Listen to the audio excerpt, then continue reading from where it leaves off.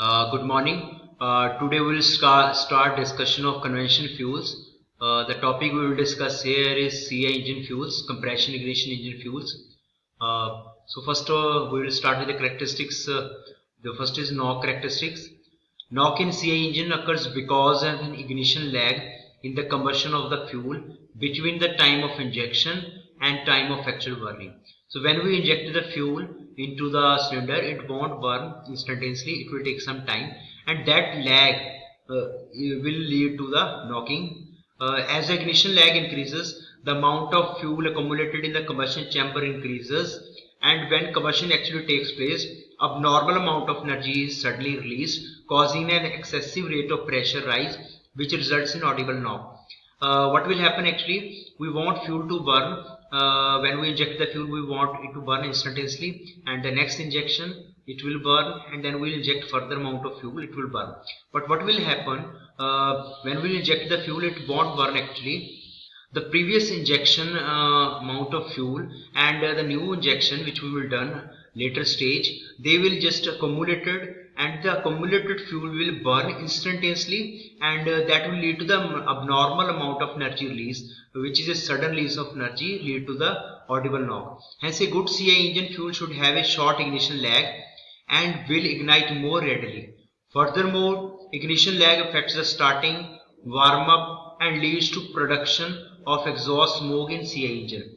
The present day measure in the cetane rating, the best fuel is journal, will have a cetane rating sufficiently high to avoid objectionable knock. So we will measure this by cetane rating. Actually, we want a good cetane rating in case of compression ignition engine to avoid this ignition lag and knocking problem.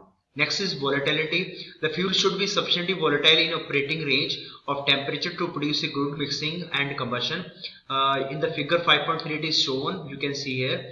First thing is to note that in compression ignition engine, whatever fuels are used, they are long chains. It means their boiling point is very high. Their volatility, they are volatile at high temperature. So you can see here, if you compare with the SI engines, you can see here.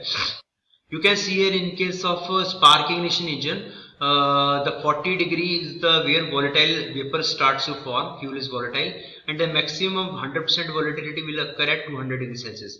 While in case of CI engine, you can see here the fuel is volatile around 175 degrees Celsius. The first percentage of vapors will form here, and the whole fuel will vaporize around 375 degrees Celsius. And one thing to be noted, in case of compression ignition engine, the compression ratio is also higher, and the operating pressure and temperature is also higher. So you can see here the high temperature, the fuel is volatile at high temperature. So compression ignition engines fuel are totally different from spark ignition engine in terms of volatility, in terms of their molecule structure. They are heavier and less volatile, and volatile at higher temperatures. Next is your starting characteristics. The fuel should help in starting the engine easily. This requirement demands high enough volatility to form a combustible mixture is readily, and a high cetane rating in order that the self-ignition temperature is low.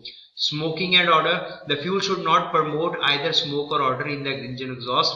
Generally, good volatility is the first prerequisite to ensure good mixing and therefore complete combustion. Viscosity. CI engine fuel should be able to flow through the fuel system and the strainers under the lowest operating temperatures to which the engine is subjected to. Means they should have a, you can say, optimum range of viscosity. If they are too much viscous, they won't flow through the your fuel injection system and pipelines. Corrosion and wear.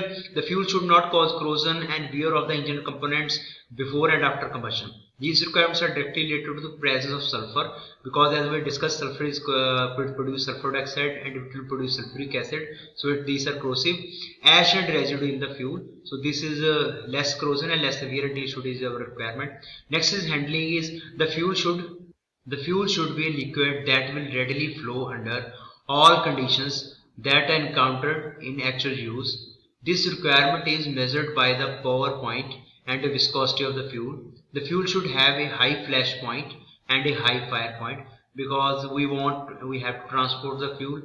We have to just transfer the fuel from your gas filling or oil filling station to the vehicle. So it should have a high, its pour point and viscosity. These are two parameters, and its high flash point is one of the requirement.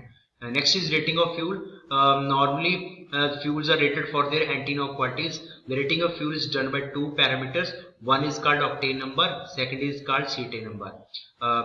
Where for gasoline we use octane number, and for diesel oil we use cetane number as parameter for the measurement of rating of fuel. The rating of fuels for both for SI and CI engines is discussed in this section. So rating of SI engine, first we will discuss. Resistance to knocking is an extremely important characteristics of fuel for spark ignition engine. These fuel differ widely in their ability to resist knock depending on their chemical composition.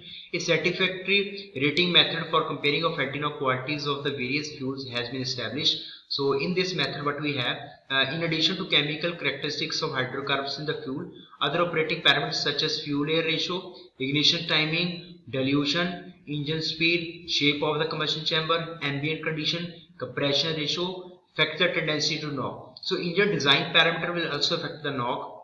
Therefore, in order to determine the knocking resistance characteristics of the fuel, the engine and its operating variables must be fixed at standard values. So, to maintain a uniform standard procedure for this knocking characteristics, the parameters are standard. All the parameters and variables should be at the standard values. So, we will start what is the octane number in case of gasoline. According to standard practice, the anti-knock value of SI engine fuel is determined by comparing its anti-knock property with a mixture of two reference fuels.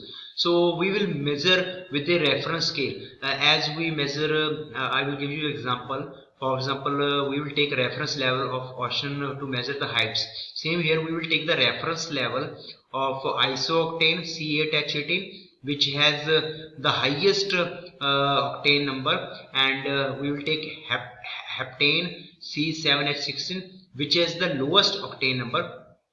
Isooctane, chemically being a very good anti-knock fuel, is arbitrarily assigned a rating of octane number 100, and normal heptane on the other hand has very poor anti-knock qualities and is given rating of 0 octane number. The octane number fuel is defined as a percentage by volume of isooctane in a mixture of isooctane and normal heptane. Means we have a mixture of octane and you can say isooctane and normal heptane, and whatever the percentage of octane in this mixture, that will define your octane number. Means if you have 100% of isooctane, your octane number is 100, and if you have normal heptane 100% means 0 octane isooctane, then your octane number is 0. So okay, so more the percentage of this value fuel, this constituent, higher is your octane number, and more the value of this, lesser is your octane number, which exactly matches the knocking instancy of the fuel in a standard engine under a set of standard operating conditions. The addition of certain compounds like tetraethyl lead we use to isooctane produces fuels of greater anti-knock quality above 100. If you use tetraethyl lead, which is not used nowadays because of pollution problems and its poisonous behavior, so it can produce much higher octane number than 100. The anti-knock effectiveness of tetraethyl lead for the same quality of lead added decreases as the total contact of lead in the fuel increases. One thing more to be noted, if octane number increases for 90 to 93, and if octane number increases by 1 unit from 30 to 32, this much increase is more effective. Means if your octane shift from 90 to 93, it is much effective as compared to increase in octane number from 30 to 33. Because of this non-linear, so variation is non-linear, we can see here. If here increase in 1 octane number does not same as here, so the variation is non-linear. So we use some other formulas to find the octane number. So here you can see, because of this non-linear variation, a new scale was derived which express the approximate relative engine performance, and the units of this scale are known as performance numbers. You can see here octane number greater than 100. This is the formula to find octane number is equal to 100 plus this relation, where A is TEL in milligram tetraethyl lead in milliliter per gallon of fuel, or from performance number you can have this Pn. Octane number is equal to 100 plus Pn minus 100 by 3. There is one more method which is laboratory method, which we use to measure the knock. In this method, engine is run at specified condition with a definite compression ratio, and definite blend of reference fuels. The intensity of knock at these standard conditions is called standard knock. The knock meter is registered to give a particular reading under these conditions. The test fuel is now used in engine and air fuel ratio is adjusted to give maximum knock instancy. The compression ratio of engine is gradually changed until the knock meter reading is the same as in the previous run.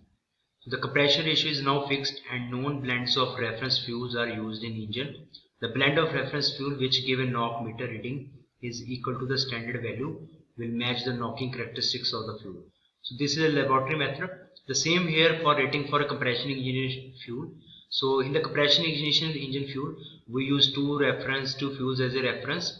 The reference fuels are normal cetane C16H34, which is arbitrarily assigned a cetane number of 100, and alpha methyl naphthalene C11H14. So in CI engine, the problem is we don't want any ignition lag. So you can see this is a longer chain, so it will burn very late.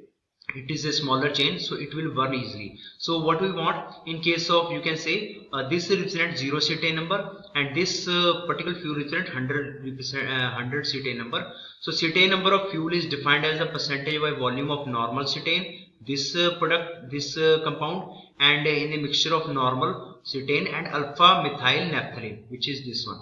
So cetane number, actually we want less cetane number in for compression ignition engine. The lesser is the cetane number, the better is the you can say fuel for that particular engine, because fuel will burn easily without any lag and there is no abrupt increase in pressure and temperature and heat in the internal combustion engine. So again for this also we had a laboratory method which is discussed here. The test is carried out in a standard single cylinder like CFR diesel engine or Ricardo single cylinder variable compression engine under the conditions shown in 5.3. These are the conditions: engine RPM is 900, jacket water temperature 100, inlet air temperature 65, injection advance is 13 degree and ignition delay is 13 degree. The test fuel is first used in the engine operating at specific conditions.